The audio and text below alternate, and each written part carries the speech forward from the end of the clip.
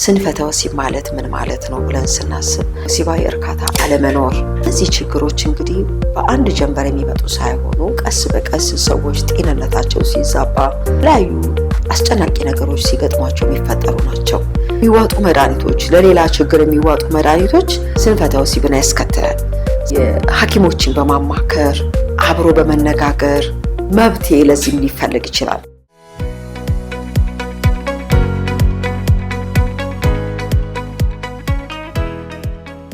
ጤና ይስጥልኝ የፕሮግራማችን ተከታታዮች እንደምን ሰነበታችሁ? ይህ የጥበብ ጎጆ የተሰኘው ፕሮግራም ነው። በዚህ ፕሮግራም እንደተለመደው ቤተሰባዊ ነክ ጉዳዮችን፣ ማህበራዊ ነክ ጉዳዮችን ይዘን የምንቀርብበት ፕሮግራም ነው።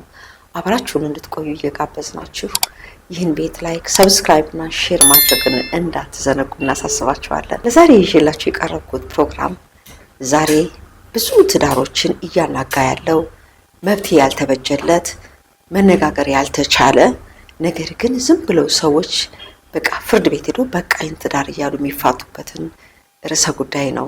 ይህም ስንፈተ ወሲብ እንለዋለን ወይም ሴክሹዋል ኢምፖተንስ። ይህ ችግር እንግዲህ ሰዎች በጤንነት ችግር፣ በተለያዩ ጭንቀቶች፣ እንደገናም ደግሞ በመድኃኒት በሚዋጡ መድኃኒቶች እና መናፍስታዊ በሆኑ ተጽዕኖዎች ይሄ ችግር ሊደርስባቸው ይችላል ማለት ነው። ግን ስንፈተ ወሲብ ማለት ምን ማለት ነው ብለን ስናስብ በወሲብ እርካታ ወሲባዊ እርካታ አለመኖር ወይም ደግሞ የእርካታ ጣሪያ ላይ አለመድረስ፣ ፍጹም ደግሞ ሴክስ ማድረግ አለመቻልን ያካትታል። እነዚህ ችግሮች እንግዲህ በአንድ ጀንበር የሚመጡ ሳይሆኑ ቀስ በቀስ ሰዎች ጤንነታቸው ሲዛባ እና የተለያዩ አስጨናቂ ነገሮች ሲገጥሟቸው የሚፈጠሩ ናቸው። ለምሳሌ የጤንነት ችግሮች ስንል ይህንን ችግር ሊያስከትሉ የሚችሉ እንደ ስኳር፣ የደም ግፊት፣ የልብ ህመም የመሳሰሉ የነርቭ ችግር፣ እነዚህ የሌሎችም ህመሞች እነዚህን ችግሮች ያስከትላሉ። ለምን? ሁሌ ከደም ዝውውር ጋር የተያያዙ ስለሆኑ ሰው ውስጡ ሲታመም ሌላው ነገር ፋንክሽን በሚገባ አያደርግም። እነዚህ ችግሮች ሲገጥሙ ጥንዶች ቁጭ ብሎ በጋራ መነጋገር፣ የገጠማቸውን ችግር አብሮ ማውራት፣ አንዱ ሌላውን መርዳት፣ ማበረታታት ካለ ችግሩ ምንም እንዳይደለ ነው የሚቆጠረው። ነገር ግን መነጋገር በሌለበት የገጠመውን ችግር ሌላው ሰው ለሌላው ሰው በግልጽ አለመናገር ያ ሪሌሽንሺፕ አደጋ ውስጥ እንዲገባ ያደርጋል። ስለዚህ ጥንዶች በጥንቃቄ ስለ ወደፊት ህይወታቸው መሻሻል ሲባል የገጠማቸውን ችግር፣ የጤንነት ችግር በጋራ ማውራት። አንዳንዶች ኢቭን አሟቸው መድኃኒት እየወሰዱ ባል ላያውቅ ይችላል፣ ወይም ሚስት ደግሞ ራሷ ላታውቅ ትችላለች። ባል የሚወስደውን መድኃኒት ሚስት አታውቅም፣ ሚስት የምትወስደውንም መድኃኒት ባል አያውቅም። ይሄ እጅግ በጣም ከባድ ነው በትዳር ውስጥ። ለምን? በማያውቀው ጉዳይ ውስጥ የተሳሳተ አመለካከት ውስጥ ሰዎች እንዲገቡ ያደርጋቸዋል። ለምሳሌ ባል እንደዚህ አይነት ችግር በሚገጥመው ጊዜ ለሚስቱ ካልነገራት ችግሩ ካለ ግን እሷ የምታስበው በቃ ከኔ ውጪ ሌላ ሴት ጋር ሄዶ ይሆናል ብላ ታስባለች። እሱ እኮ አቅቶት ነው። ነገር ግን በእሷ አእምሮ ውስጥ የተሳሳተ ኢሜጅ እንዲፈጠር ያደርጋል። ነገር ግን የገጠመውን ነገር በግልጽ ቢነግራት ደግሞ አብሮ መጸለይ፣ አብሮ መረዳዳት ይሆናል።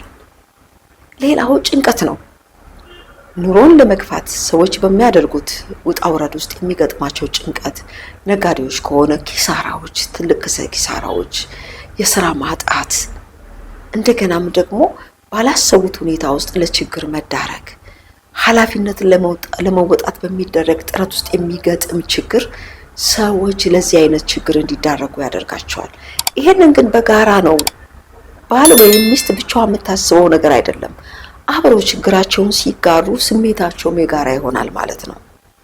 የሚገርማችሁ በስሜት የተቆራኙ ባልና ሚስት ባል ሲታመም ሚስትም ውስጧ ይታመማል።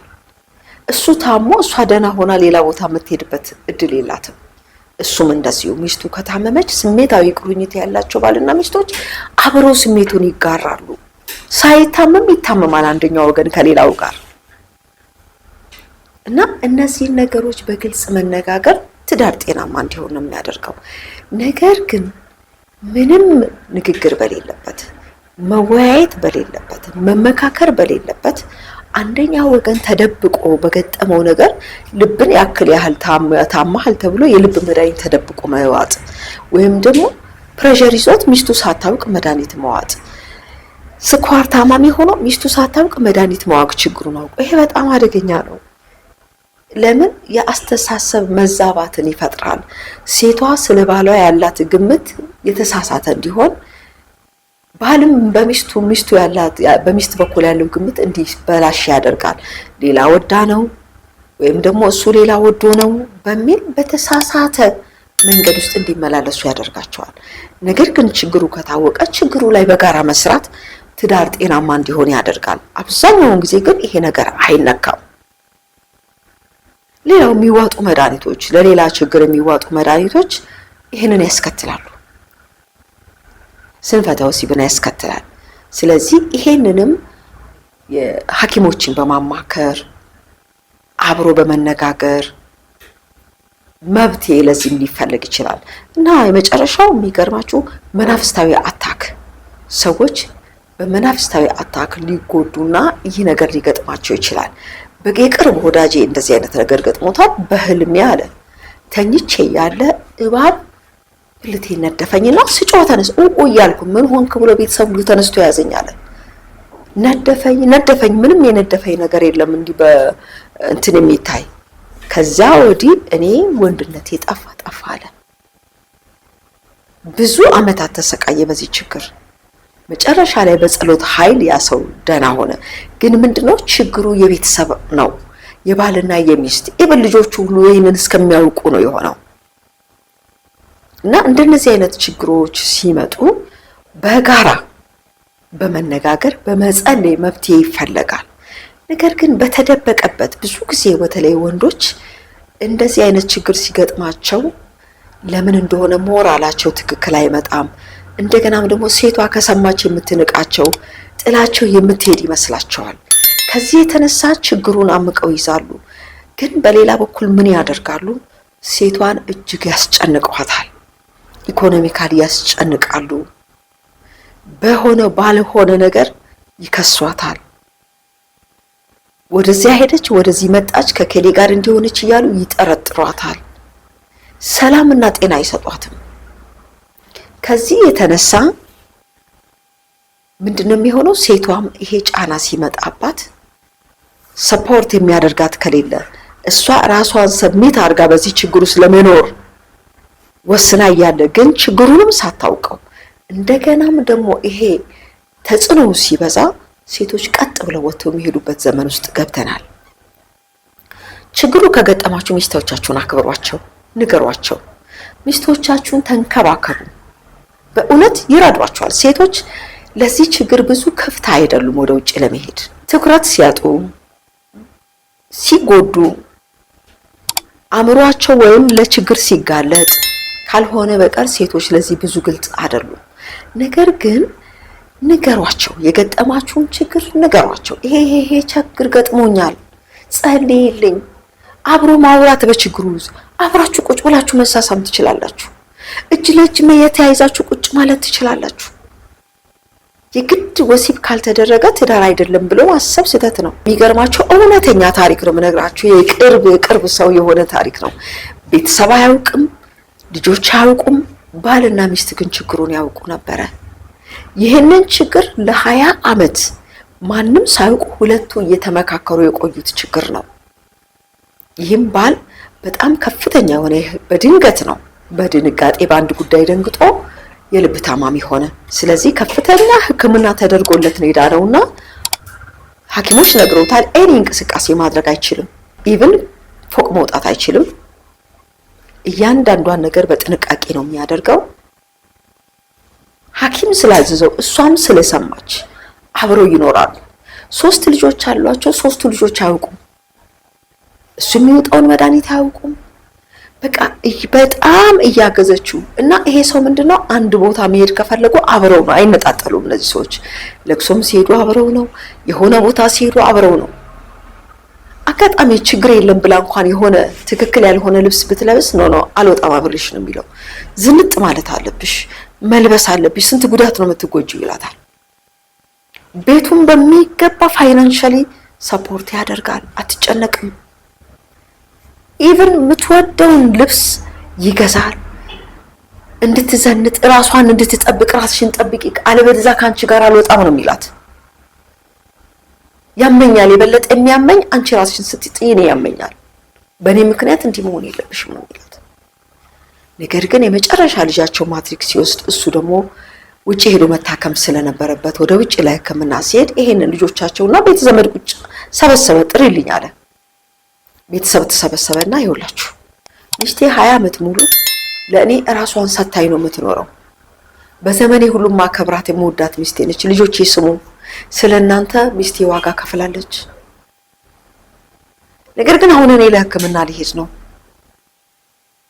አጋጣሚ ሳይሳካ ቀርቶ ባልመጣ ሚስቴን በጣም ማግባት ከፈለገች በክብር እንድትድሩልኝ ነው።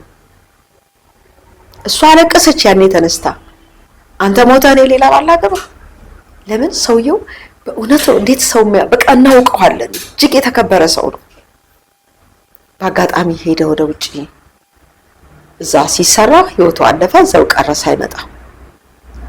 ልጆቿ ግን ደርሰውላት ስለነበረ አሁን ላይ ተከብራ ልጆቿን አይታ በጣም እግዚአብሔርን እያመሰገነች የምትኖር ታላቅ ሴት ናት። እቺ ሴት ሁሌ ካንደበቷ ስለ ባሏ በጎነት ከመናገር በቀር ሌላ ነገር አታወራም። ይሄ ምንድነው?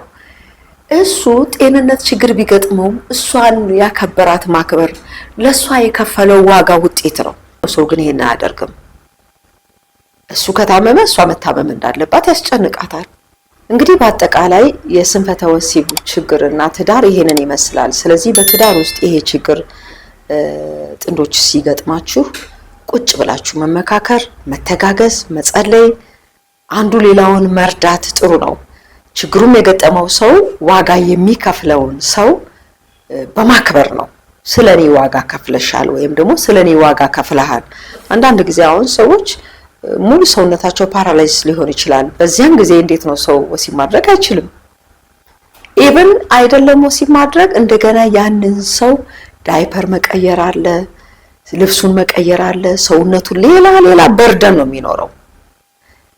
ግን በዚህ ውስጥ ይሄንን እያደረገ የሚረዳን ሰው ማመስገን፣ እለት ቴንኪው በቃ በሰውን ፊት ራሱ ለዛች ሴት ወይም ደግሞ ለዚያ ወንድ ክብርን መስጠት ምንድነው? በዚያ ሰው ልብ ውስጥ ጥሩ ነገር እንዲኖር ያደርጋል። እርዳታውን እንዲቀጥል ያደርጋል። ነገር ግን በተለያየ ምክንያት መጉዳት ስህተት ነው። ስለዚህ አመጋገብንም በማስተካከል አእምሮንም በማስተካከል ሕክምናንም በማድረግ እርስ በርስ በመተጋገዝ አንዱ ለሌላው ራሱን አሳልፎ በመስጠት በመከባበር ይህንን ችግር ሰዎች ማለፍ ይችላሉ። ነገር ግን ይሄ በሌለበት ቤተሰብ እየተበጠበጠ ስለሆነ በጣም ፍቺዎች እየበረከቱ ስለሆነ ሰውየው ፍቺ ፈቶ ሚስቴ እንደዚህ ነው እንደዚህ ሆነ ብሎ የራሱን ችግር ማየት አቅቶት ማለት ነው የሚስቱን ብዙ ነገር ስብና አበላሽቶ ሲመለስ እሱ በሽተኛ ነው። እሷም እንደዚህ ነው እንደዚህ ያደረገ ብላ እሱም ብዙ ብላው ስትመለስ እሷ ጋር ህመም አለ። ችግሩ የሷ ነው። ግን የማን ነው ችግሩ? ችግሩ የአንድ ሰው ከሆነ የችግሩ ባለቤት ደግሞ ሌላውን ሰው ከመጉዳት ይልቅ በመተጋገዝ ወደ መፍትሄ መምጣት ጥሩ ነው። እንግዲህ ለዛሬ ያለኝ ፕሮግራም ይሄ ነው። ይህን ቤት ሰብስክራይብ፣ ላይክ፣ ሼር በማድረግ አብራችሁን እንድትቆዩ ላለው ቴንኪው።